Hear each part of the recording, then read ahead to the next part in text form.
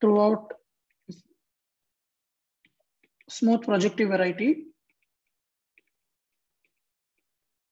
of dimension n over most of the time over complex numbers, though the first few minutes, the definition of Seshadri constant is valid over any field. But I will stick to complex numbers because that's where most of the work is. And let's say L is an ample line bundle on X, and you have a point in X. So with this data, the Seshadri constant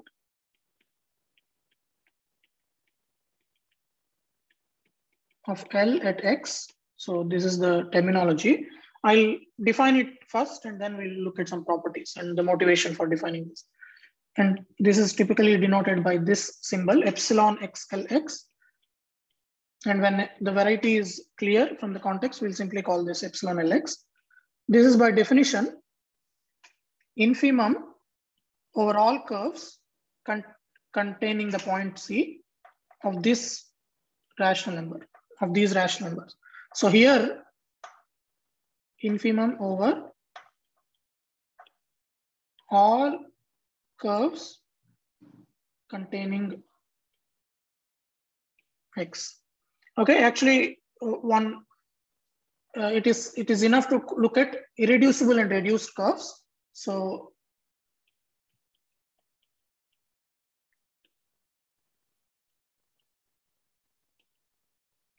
the infimum does not change. Okay, so if you take the irreducible and reduced curve, which is what typically one does, that doesn't change. The infimum does not change. Okay, so now with this, this is one definition. This is a real number. It's an infimum of certain rational numbers. One can also observe this is an easy verification. Equivalently, one defines this to be also, so there's an equality sign, supremum of the following real numbers. So this is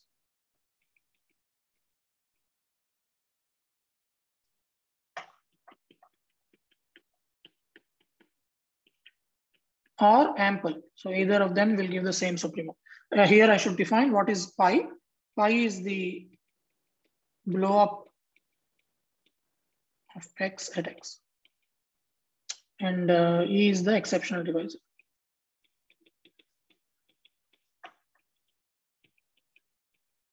So it's the pullback of X.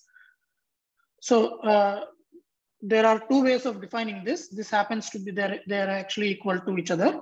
So one either looks at this or this. Okay, so depending on the situation, one or the other might be more convenient. So this is the Seshadri constant. So what is the origin of this? So this is proved the first defined by these constants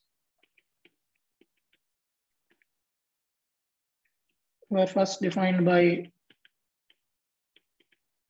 Demai in around 1990. Okay, so he was mainly motivated by the Seshadri criterion for ampleness.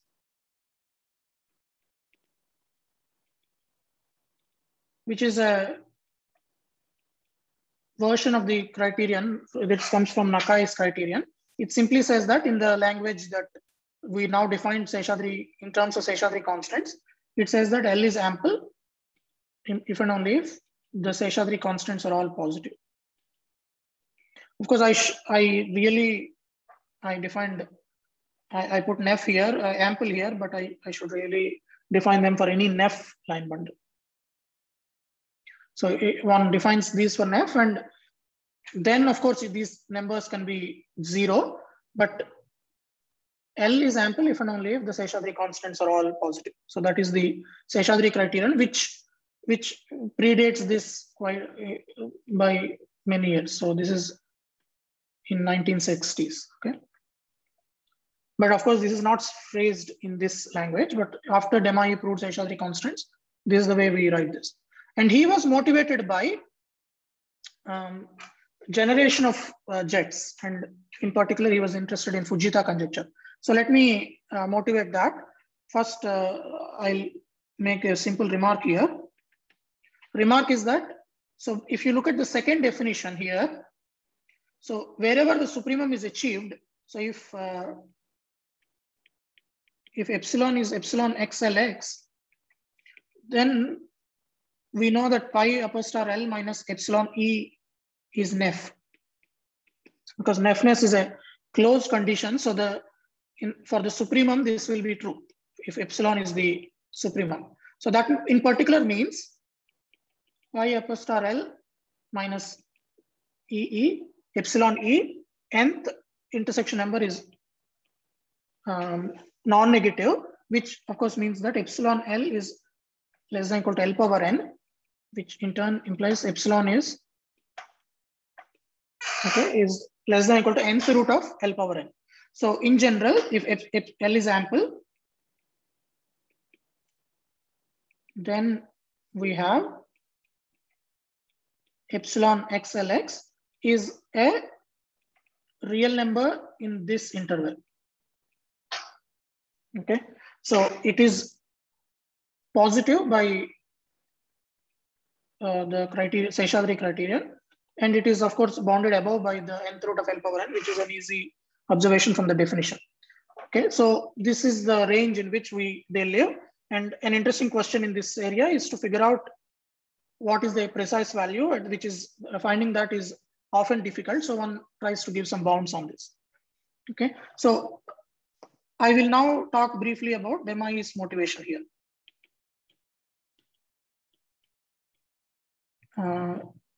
His Fujita conjecture, which I'll recall. Okay, so let me quickly define. So for S greater than or equal to 0, we say that L generates S jets at the point X. So this is the definition.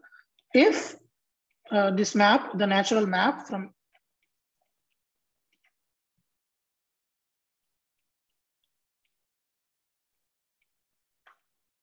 so where Ix here is the ideal sheaf. So if the natural map here is onto, we say that L generates S jet. So remark, L generates 0 jets at X, at all X. This implies that L is globally generated. Okay, so generation of jets, 0 jets is equivalent to global generation. So now one can define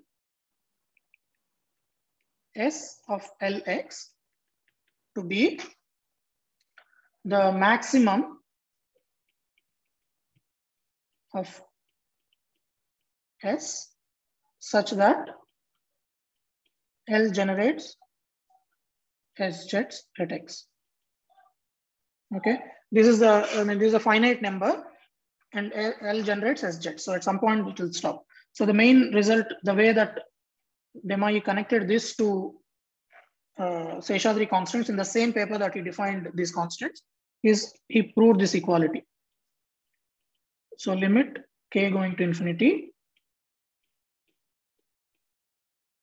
Okay, so one looks at the S invariant for KL as k goes to infinity and divides by k, then that is exactly L. That is exactly epsilon Lx. So this is related to, in other words, Seshadri constants are related to some intrinsic nature of the line bundle L in question. So this is actually a limit when L is ample. It's only a limp soup if L is merely nef and big. Okay, so this is the first observation he made. The other observation, which is actually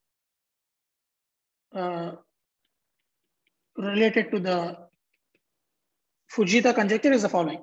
So if epsilon Lx is greater than n plus s, he showed that the adjoint bundle kx plus L generates S jets at X. So n, recall, is the dimension of the variety. So this is the first statement. Second statement is if epsilon Lx is strictly more than 2n, that in fact shows that k plus L is, so this should be true for all x. Then kx plus L is very ample. Okay, so I should give you a quick idea for this, how to connect these things to Seshadri constant. So I'll quickly do this. This is very simple. The crucial idea is to define Seshadri constants in the way that he defined. Okay, so I'll give you a sketch for this. 2, 1. So this statement here. As before, we look at the blow up at x. And E is the exceptional divisor. So remember, so I should, I'll try to squeeze this here. So now remember this. So the definition that I wrote a couple of pages ago. So my notation here will get bad. I'm using additive notation along with multiplicative notation, but I hope this is not too much of confusion. So remember, this implies that kx plus L generates SZs at x. Okay, so now if so, the required condition is that this map is onto. But now, if you look at the cohomology sequence for the obvious exact sequence, this will follow if H1 of kx plus L tensor Ix power s plus 1 is 0. Okay, so you have the natural exact sequence Ix power s plus 1 sitting in Ox and mapping to this. So if you take tensor that with kx plus L and take cohomology, this ontoness is equal to this cohomology vanishing. But now this can be verified after you blow up. The advantage, of course, is that we'll no longer deal with ideal sheaves and we'll get invertible sheaves. So this will further follow if we have the pullback of this. And then the pullback of the ideal sheaf at the point X is precisely the ideal sheaf of the exceptional divisor, which is exactly E. So now this is more amenable to, vanishing theorems, which is what we are going to do. So this is what we want. So we want to show this. Okay, so now you can immediately see there is, it looks like an adjoint line bundle after you modify it a little bit, and then you can use Kodara vanishing theorem. So for that, you just notice that kx tilde, which is the canonical on the blow up, is just nothing but the pullback of the canonical from below plus n minus 1e. So this in particular means pi upper star kx is kx tilde minus n minus 1e, which in turn means, so now I want to understand what this is. So this is pi upper star kx plus L minus s plus 1e. This is actually nothing but, if you write this down, this is kx tilde plus pi upper star L. So pi upper star kx is this. You have pi upper star L from there. And then you have an s plus 1 and then an n minus 1. So when you add these, you get minus, I think you get n plus s e. So there is no bracket there. Okay, so now this is what we want. And this vanishes. So h1 of kx tilde plus pi upper star L minus n plus se, we want this.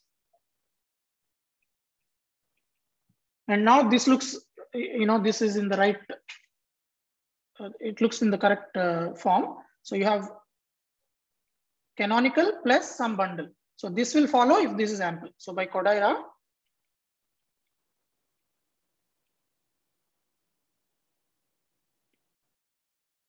applies if this is ample. Okay, and now that if you go back and see is connected to the definition of Seshadri constant. So pi upper star L is precisely what we have there and some multiple of E. Now, until the Seshadri constant, until you reach the Seshadri constant, you will have ampleness. Of course, at the Seshadri constant, you will only have neftness. So this and this happens. This happens if the bound that you have here is strictly less than Seshadri constant of L at x, right? And because it's a supremum of those coefficients that you can put in front of T, E. So this is exactly the condition that Desmai had.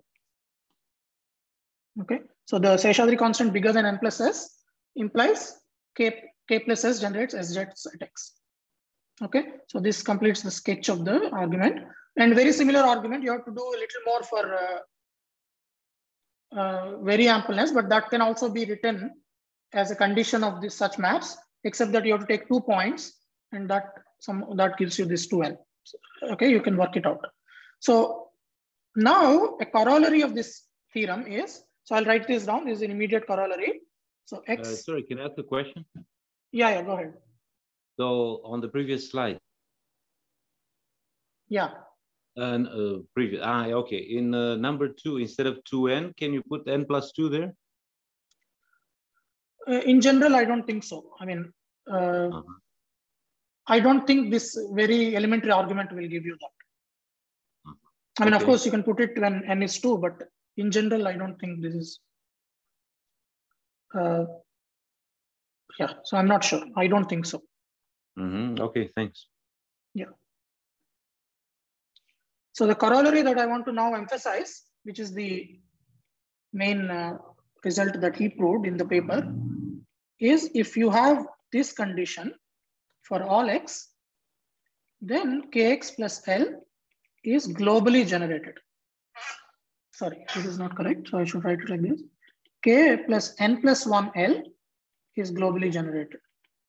And the second statement is if epsilon Lx is greater than 2n by n plus 2, then k plus n plus 2L is very ample.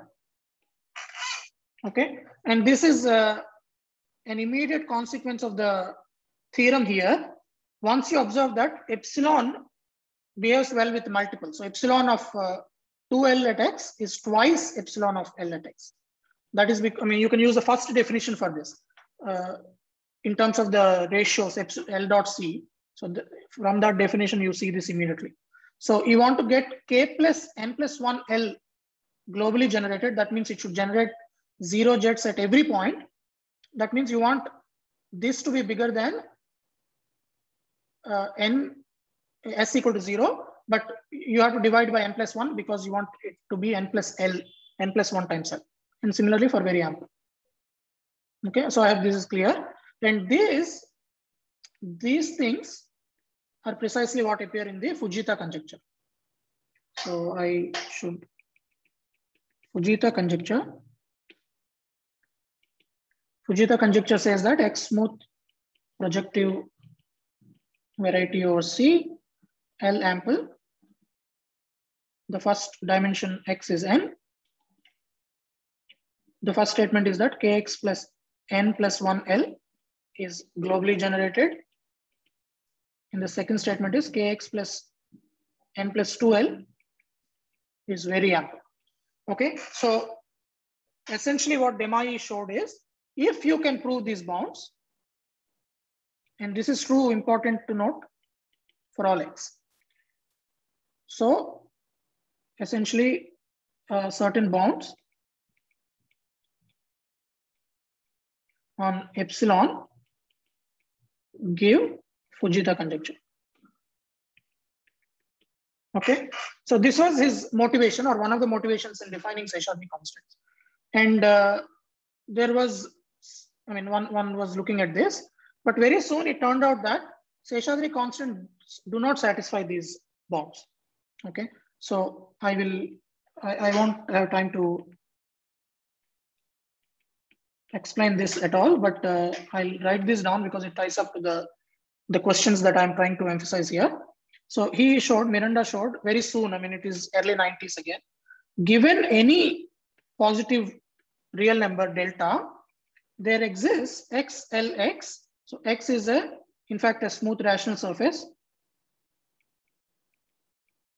L is an ample line bundle and X is a point such that epsilon XLX is less than delta. So Seshadri constants can be arbitrarily small. In other words, there is no hope of proving something like this. Okay. And on the other hand, the Fujita conjecture for dimension 2 is true. This is around 98. Okay, so Fujita conjecture is true, but the approach to prove through Seshadri constants is not going to work, correct? Because Seshadri constants are arbitrarily small, so one cannot show this. However, Seshadri constants became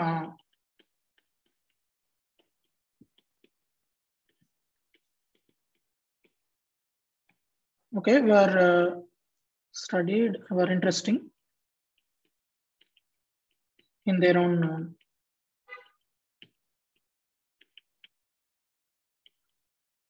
okay, so I mean, that is, people realize that they are intrinsic invariants and one studies them because they have connections to many other interesting problems.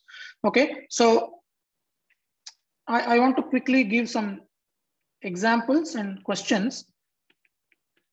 I want to address some of the important questions that one studies. Okay, so I cannot see really chat or anything. So if anyone has questions, please, it's fine if you stop and ask me.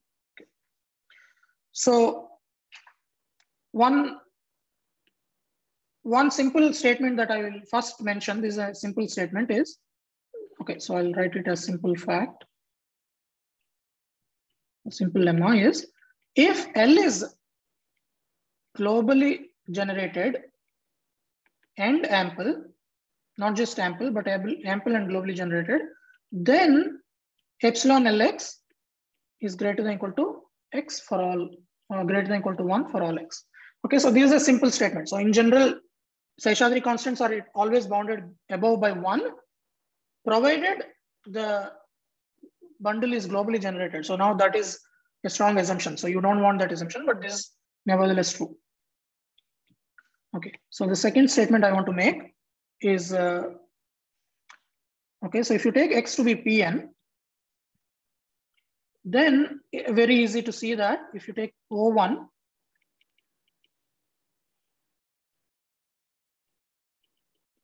okay, so the Seshadri constant for O1 is 1 because you can intersect any line bundle with the, you take the line through that point and that will give you the Seshadri ratio to be 1. Okay, so in particular, this shows that if you take minus Kpn, right? So if you take the anti-canonical divisor, that's On plus 1, because I told you already that Seshadri constant multiplies. So if you take n plus 1 times this will become n plus 1. So now, in fact, this turns out to be a characterization of projective space. So this is a result of Bauer and Zenberg. So again, I'm trying to indicate to you that Seshadri constants have some intrinsic, interest. They are interesting things to study for projective varieties. So if X is a smooth, so this is, I think, 2008. So X is smooth projective Fano, dimension n, then X is Pn, if and only if one can in fact show that at some point you have this, sorry, for some X.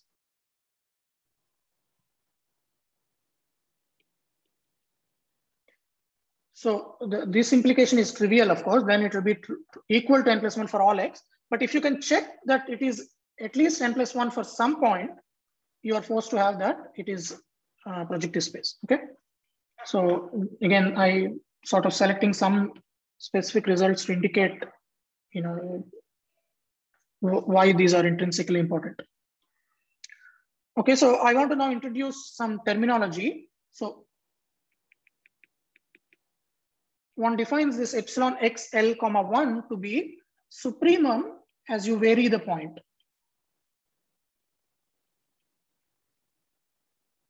We noted that all Seshadri constants live in a finite range. They're positive, but they're less than or equal to nth root of L power n. So you can define the supremum. In that, one defines it using, denotes it using this notation, epsilon x L comma 1. One also defines epsilon L to be the infimum.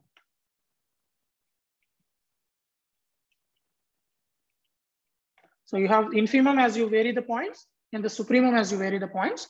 And it's easy to check that this is actually positive. Okay, for every ample, this is positive. Not only are all the individual Seshadri constants positive, but the infimum is also positive because one can use this first observation I said, and using the fact that a power of L is very ample, there will be some 1 by m which bounds this number. Okay, that m is determined by L and does not depend on the point x. So one is interested in bounding these things. So the next result I want to highlight is this. And this is one of the early and really one of the foundational results in Seshadri constant. Hein and Lazarsfeld showed that if X is a surface, so now dimension 2, smooth projective surface, of course, L ample, they showed that epsilon xlx is greater than 1, greater than or equal to 1. Remember, Miranda showed that it can be arbitrarily small at some points, but they showed that those points where it is small are special in some sense. So epsilon xl1 is greater than or equal to 1, except for possibly countably many points.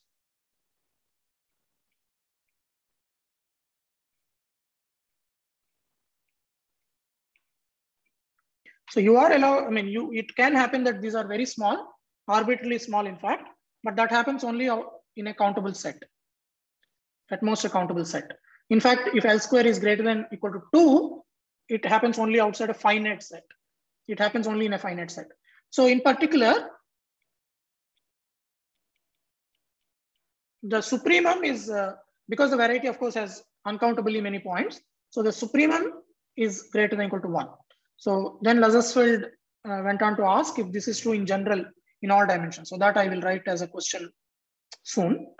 So let me end the example by quickly mentioning that several results are known.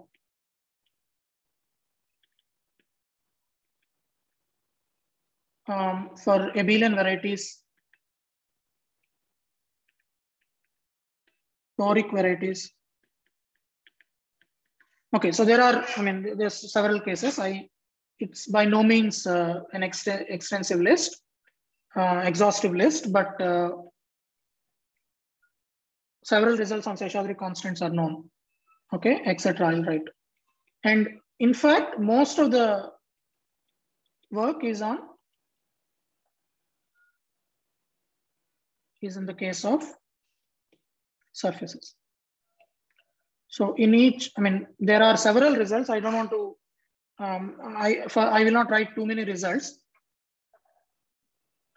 There are, I mean, in each, for example, in each category of, I mean, each Codera, inside each class, in the Codera's classification of surfaces, there are several results, and surfaces are the most extensively studied case in this. And very soon I'll talk exclusively about surfaces.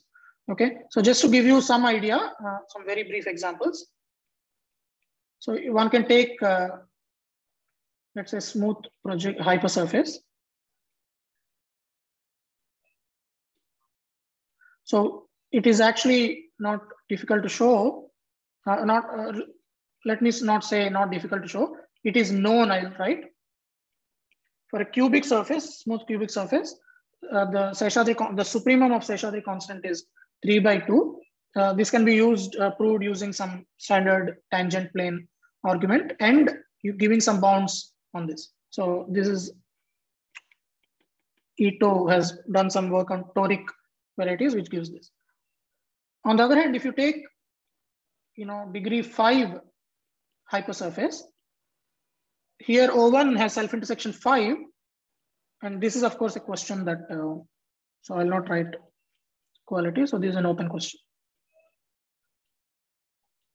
So one, I think it is believed to be this. It is believed to be square root 5, thereby giving an irrational Seshadri constant. So as I said, I'm not by any means giving even small glimpse of results in surfaces, but there are lots of results for abelian surfaces, K3 surfaces, general type surfaces, hyperelliptic surfaces, rational surfaces, ruled surfaces. Okay, so because my focus is not on those for now. Sorry, can I ask you a question? Yeah, please. For abelian varieties, are those Seshadri constants independent of the point? Yes, they are. That is correct. That's a good observation. So Seshadri constant for abelian varieties is because you can translate the points, that happens. Okay, thank you. Okay, so these numbers that I have defined here are all equal. Yeah. Okay. Yeah, is that what you asked? Yeah. Yes. Correct, and that is a very special feature of abelian varieties. That doesn't happen. I mean, that happens very rarely. You need some kind of a homogeneous space. Yeah. Okay. This characterizes homogeneous space. I don't know if it characterizes, but I think if there is you can translate via, isomorphism. Yes. Yeah. Some group action. I think it will give you this. Okay. Thank you. I mean, it can happen. I don't know. I mean, I don't know if it characterizes, but I can imagine that it may happen for some other reason in some special cases. Oh, okay. Because being Seshadri constants being equal doesn't necessarily, give you any group action or anything like that. At least no reason to expect that. Yeah, that's what I was thinking. Okay, thank you. Yeah. And yeah, and also actually these numbers don't vary too much. Okay, so in abelian varieties, it's very special because they're all equal. But typically what happens is on a surface, for example, outside a finite set, you get the same value. And so there can be at most another finite set of values where this is smaller. So on any surface, that is typically what happens. Okay, so is that okay? Okay, thank you. Yeah. So I want to now write down some questions and then I'll focus on some of them. These are, I think, some of the fundamental questions that people think about while working on Seshadri constants. So X is any smooth projective variety as always. The first question has to do with this number. So define epsilon X to be infimum over all ample bundles of this number. If you recall, epsilon L is the infimum. If you fix a line bundle and you vary the points, you get epsilon L. Now you vary the line bundle across all ample line bundles. Then you get a non-negative real number. And the question is, so basically I'll just write this, L ample, X in X. So you are taking this. So you're varying points as well as bundles. So can it happen? The question is, can it happen?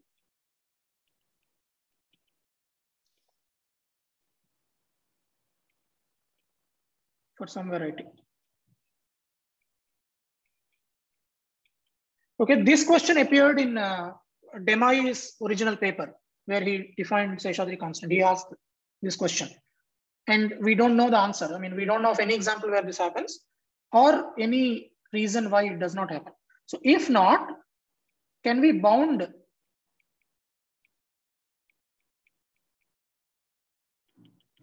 below, bounded below by some geometric data, some geometric.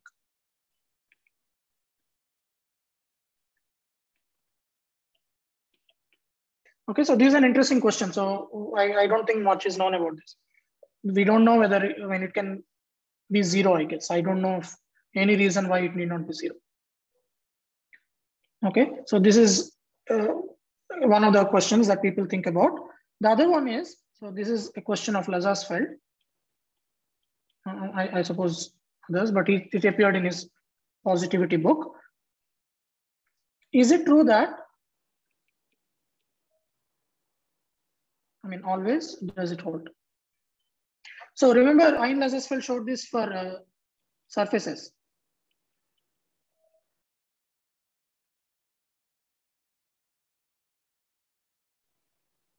So on surfaces, we have this. The question is it true in general for higher dimensional varieties? And this is also open. You can prove this in some special cases of classes of surfaces or varieties, or you can, if you generally look at all varieties, there are bounds like 1 by n, and for 3 folds there is a bound like 1 by 2. But in general, we don't know the answer to this. So these are two of the important questions. I will write 2 more, which I want to focus on for the rest of the talk. The next question is there a triple? Okay, so triple is always, X is a projective variety, L is ample and bundle. Small x is a point in the variety such that epsilon x Lx is not a rational number. Okay, this is an interesting question because I think the expectation is that in general, Seshadri constant most of the time are not rational. However, we have no known example that we know as of now of an irrational Seshadri constant. So we don't know if this happens. And the last question, which is specific to surfaces, is it the case that, so this, I don't have too much time to motivate this, but epsilon L, remember, again, let me remind you, is the infimum as you vary the points. Epsilon L comma 1 is the supremum as you vary the points. So in the case of surfaces, one can naively expect that this is rational. The infimum is rational always. And there are in fact results like this. If you have a ruled surface or an abelian surface or an Enrique surface, people have shown that this is rational. Is it always the case is the question. So now I'll focus on for the rest of the talk, we'll focus on 2 and 3, on 4 and 3 and 4. Okay, the rationality question. So now I have another 20 minutes or so. So I can only sort of give you a very brief motivation into this. So I'm going to introduce some conjectures to you, which I think are very interesting by themselves. These are all conjectures on linear system of plane curves. So I'm going to stick to projective plane. And the first one and the oldest one is a famous conjecture. So this is, I think, 1950s. It's called Nagata conjecture. And it simply says that if C is a plane curve, is an irreducible. Okay, so I'm sort of switching gears quite dramatically, it might seem. Till now, I've talked about Seshadri constants. Now I'm going to introduce to you certain conjectures on plane curve, linear systems of plane curves. And I want to connect this to my 3rd and 4th questions, specifically in the case of blowups of P2. Okay, so I want to answer these provided some conjectures are true. That is my goal. So in order to do that, I need to introduce to you some conjectures. Let C be an irreducible and reduced plane curve of degree D. And suppose that P1 through PR are general points or very general points in the plane. And let's assume that Mi is the multiplicity of the curve at these points. Okay, So then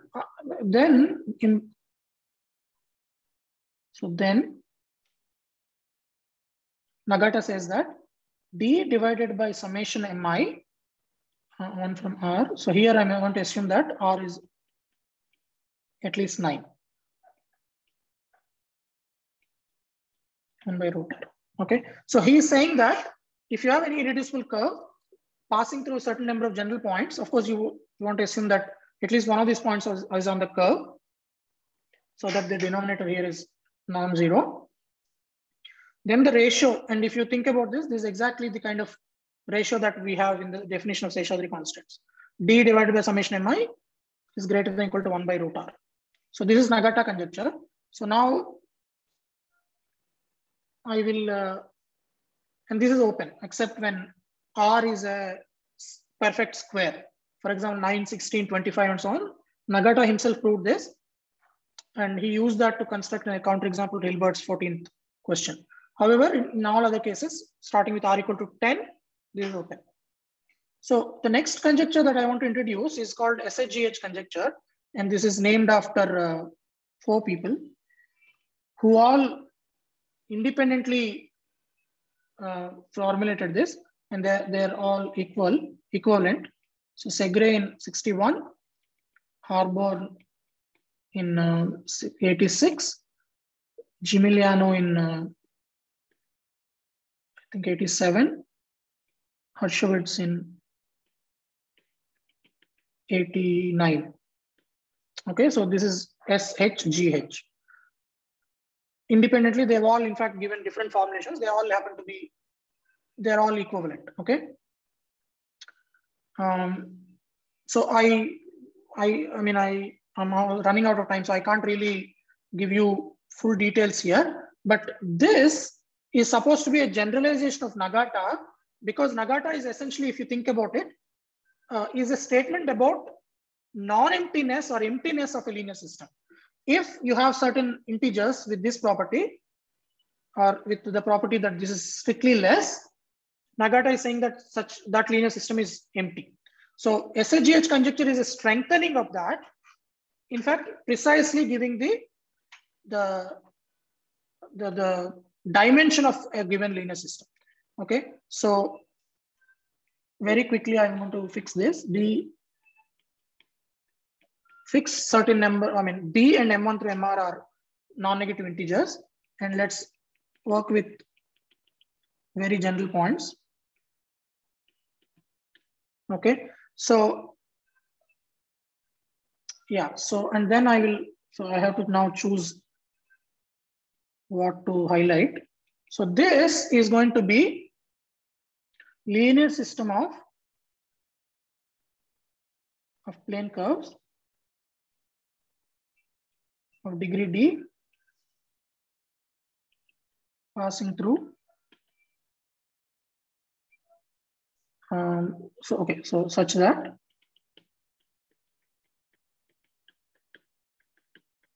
okay, so this is the linear system of plane curves passing through these points with these multiplicities, at least that much multiplicity. So, and it's a simple dimension count.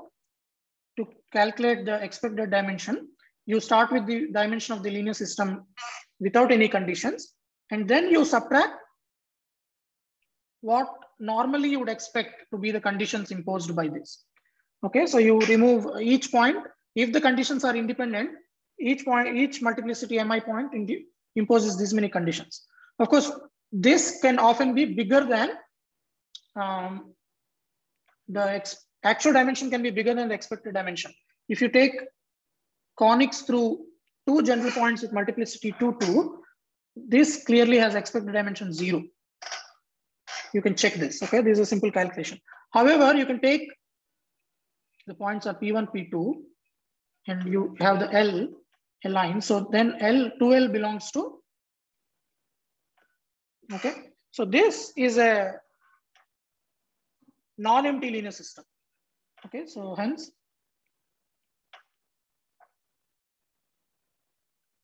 so the dimension is 0 here, but the expected dimension is actually expected dimension -1. I should really expected dimension is either this or -1 if this number is very small. Okay, so this is non-empty. So now SHGH conjecture essentially says that this kind of only in these kind of situations do we have a special linear system. So L is said to be special. So a special linear system is one whose actual dimension is strictly bigger than its expected dimension. So L is special, and SHGH says that every time you have a special linear system, there is a multiple rational curve in it. So in this case, there is 2L. Okay, so SHGH says this is the only way a special linear system can arise. So I don't have enough time to really elaborate on this further, but what I'll simply say is that SHGH, so maybe I'll go to the next line.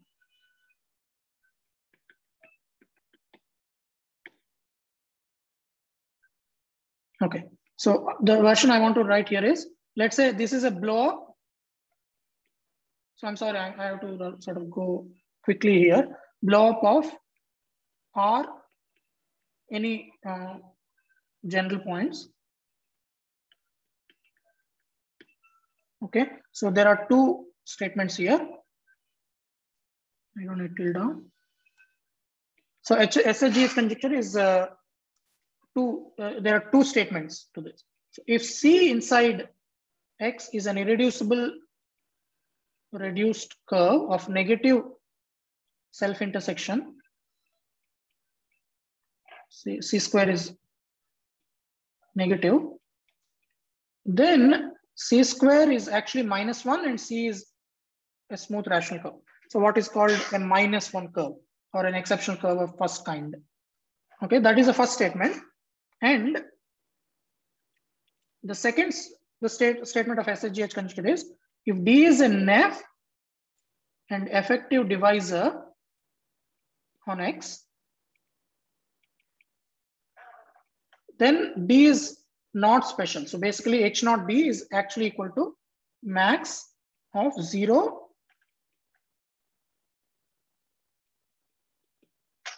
Okay, this is, if you work with the, I didn't discuss this in detail, but this linear system pulls back to a divisor like this.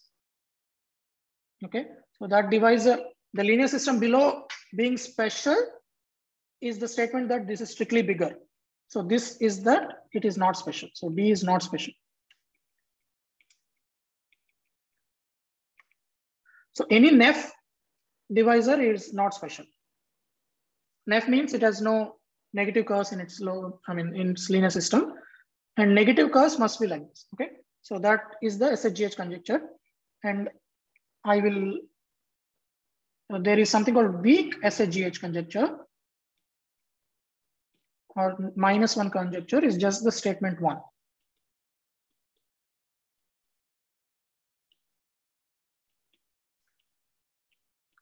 Okay, so just statement 1 is called the weak SHGH conjecture.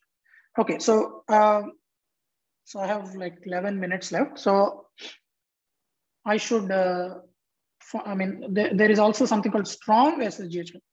Okay, so now I am getting to some of the recent work. So maybe I'll write, this is with Brian Harborn. Okay, so maybe I'll just quickly give you the main statement. So let R be at least 9, and suppose that the weak SHGH holds for R plus 1 points. Okay, so that means if you blow up R plus 1 general points, you have a weak, any negative curve like this is a -1 curve. So then let X be a blow up of R points, so one less are points. So the main statement is then there exists an ample line bundle L on X such that epsilon L1 is not rational. Okay. So this is what we prove. The assumption, of course, is weak SHGH. This is far from known. I mean, weak SHGH actually implies Nagata conjecture, and Nagata conjecture is not known. So we are certainly not close to producing irrational Seshadri constants. However, it connects it to these conjectures. Okay. So before us, there was a result by Dumnitsky, Koronia, MacLean, Zemberg. A couple of years before us, they showed the same result.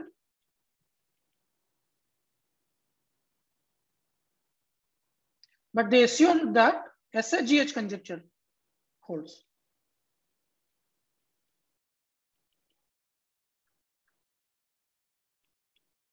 So potentially that's a stronger assumption. So we don't know either SHGH or weak SHGH, but formally our result improves this because we are assuming a weak SHGH. Okay, now that leaves the question of epsilon L. And I have maybe 5 minutes, 8 minutes. Okay, so what about epsilon L, which is the infimum as you vary the points? What can you say about the rationality of this? So assuming weak SHGH, epsilon L1 can be irrational. The crucial thing is there exists an ample line bundle. The infimum has been observed to be rational in general. So what we do, and this is joint work with, we propose a conjecture which actually shows that this can also be irrational. So this is with Futzia Farnik. So Jack Huizenga, David Schmitz, and Thomas Zemberg. So we propose something that can be called strong SHGH conjecture. I'm going to write this down. This will be sort of unfamiliar to the version of SHGH that I wrote earlier. I wrote that because that was useful at that time. But here I will write it in a different way. But and I'll only assert that this implies the weak SHGH conjecture. So let me write this down because it's important. So let R, M1, MR be non-negative integers, D positive and T positive. Okay. So suppose that, okay, so I'm going to write an inequality here. Suppose that D plus 2 choose 2 minus summation Mi plus 1 choose 2. Okay. So this, if you recall, is exactly the expected dimension or expected linear space dimension with before you subtract 1. Suppose this is less than or equal to T plus 2 choose 2 minus 2 comma 0. Yeah, so I'm sorry. I mean, this will not, unless you're familiar with this will not make much sense, but I'll write it down. Maybe I'll say a couple of things. Then any curve in the linear system that I introduced some time back of degree D curves passing through Mi, passing through general points with multiplicity at least Mi. Suppose it has an additional point of multiplicity T.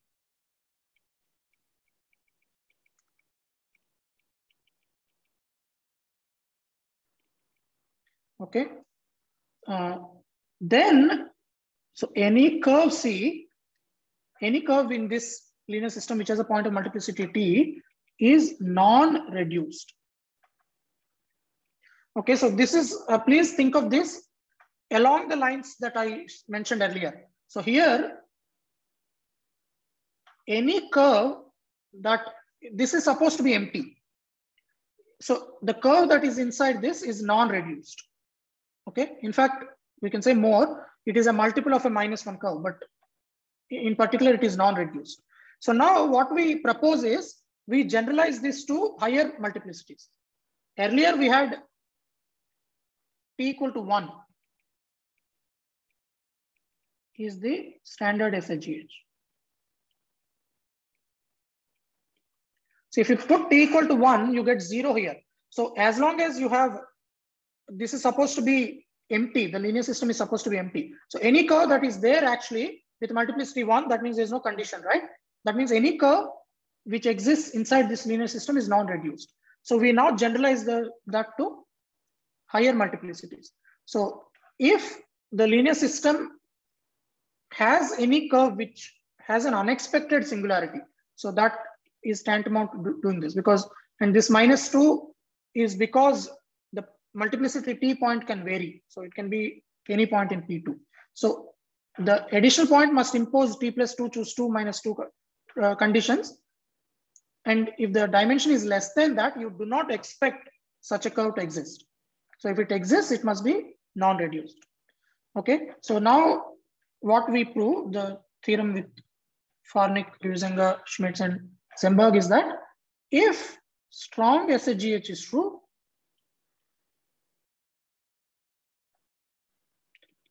then there exists a line bundle, ample line bundle. So here, of course, I have to say something like this, R is at least 10. So if R is less than or equal to 8, all the Seshadri constants are rational anyway. So then there exists an ample line bundle L on XR. So XR is the blow up of, I'll just say it, XR is the blow up of P2 at R general points, such that epsilon L is not in Q. Okay, so the infimum can also be rational if the strong SHGH conjecture is true. So I'm going to end in the next 2 minutes by drawing this sort of diagram of implications. So what we have is strong SHGH. So I'm going to squeeze this in one line. So strong SHGH for R points. So here, this conjecture is for R points. Okay. This conjecture implies there exists ample L in PIC XR such that epsilon L is not in Q. Okay, now SHGH, the usual SHGH is true for R plus 1 points. And then I will draw your attention to this statement. T equal to 1 case is the standard SHGH for R plus 1 points. So this implies, and this is the earlier result of BKMS that I mentioned. This says there is an ample L in PIC XR, XR being again the blow up of R general points, so that epsilon L1 is not in Q. So the general Seshadri constant is not in Q. But now weak SHGH for R plus 1 points is the same result.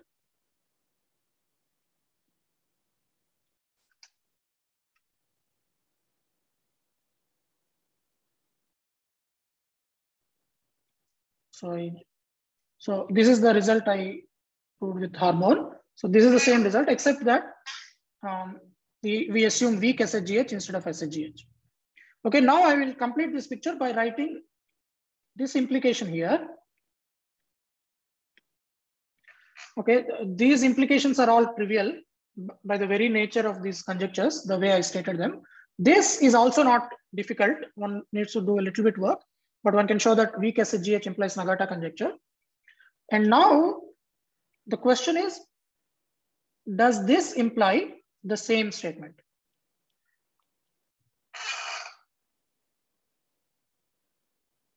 So here, remember, this is same as this, because both are statements about epsilon L1 being irrational. This is epsilon L being irrational. So now the question is, does Nagata conjecture itself imply this? And the advantage of, I mean, in fact, it will be quite remarkable if one can show this, because Nagata conjecture is known for square number of points. So if you take R to be 15, Nagata conjecture is known, whereas these are not known for any R bigger than 9. So if Nagata conjecture implies the same statement, because Nagata conjecture is known for certain values of R, you will get a irrational Seshadri constant. So that, of course, will be a big result, but then this implication is probably obviously also very difficult. Okay, so this is what I will end with by let me just saying that by writing what I just said, since Nagata conjecture is known for some R, the last implication can give irrational Seshadri constants, potentially.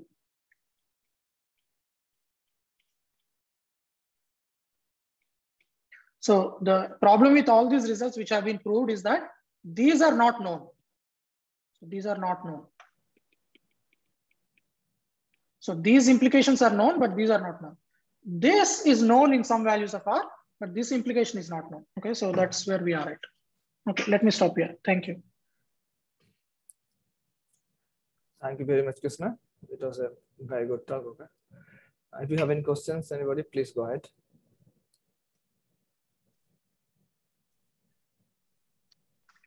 Can I ask a question? Yes, go ahead. How about the toric surfaces? Do you expect for the general point this Seshadri constant to be irrational?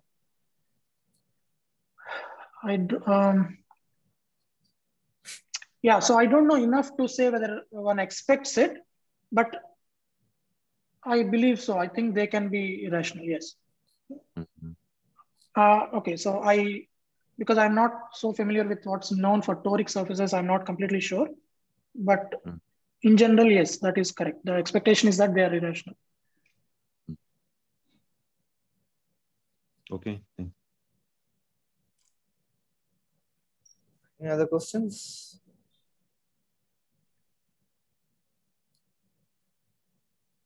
Okay. If not, then okay, I'd like to thank the speaker again on behalf of everyone here. Thank you. Thank you.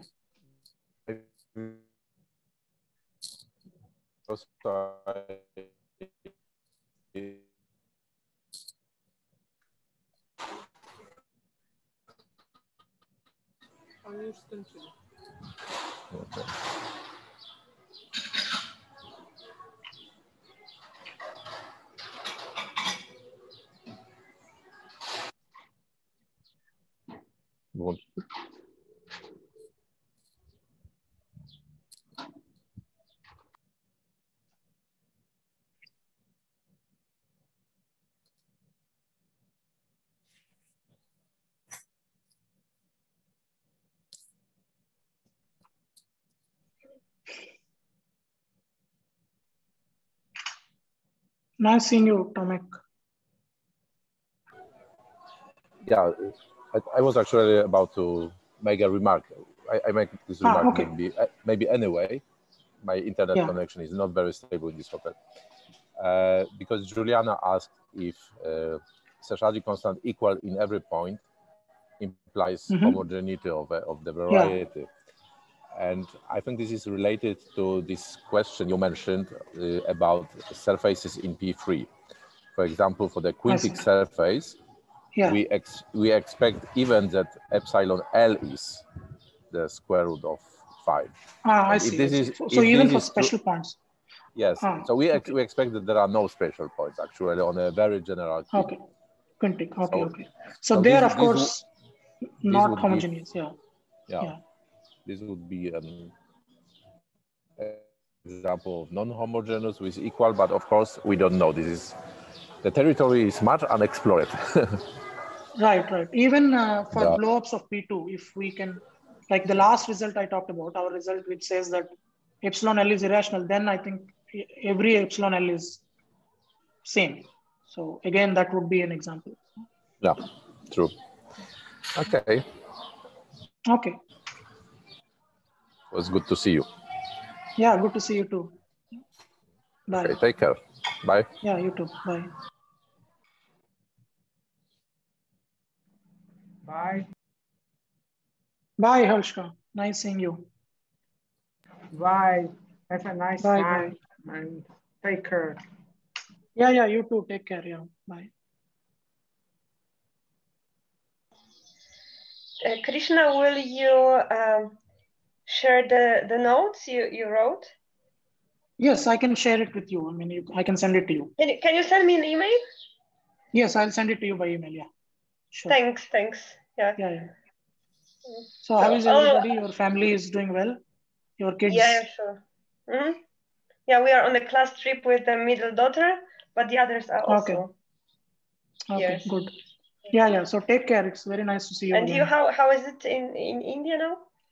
Things are much better. I mean, we are, the wave is coming down. So still we are in a lockdown situation, but it's not scary like a month ago anymore. So. Yeah, there were notes in our press that the situation was really bad there. Correct. And until May, about a month ago, it started getting better. Still, we have a lot of cases, but it's getting better. Yeah. So, and the vaccination process goes on? Or? Yeah, that's going on. So I got my first dose. Most people I know have got the first dose. So in Poland, things have improved a lot, I think, right? Yeah, so I think that everybody who wanted to be vaccinated is already vaccinated with 2 doses. But there are some people who don't. So there are too many people who don't want. And now we are vaccinating children from 12 years old. So they are vaccinated good. from the first week of June. Okay. Yeah. Okay. Yeah, it was nice seeing you. Talk. Yeah, nice seeing you again. Yeah. So I think now it's impossible to meet in person for some time. Yeah, it'll take some time. Yeah, it'll take maybe years. So we don't know. Yeah. So take care. Yeah, you too. See you next time. Yeah, good to see you. Yeah, sure.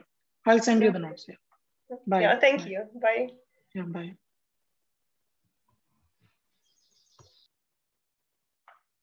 Okay, so Om Prakash, I'll exit, right?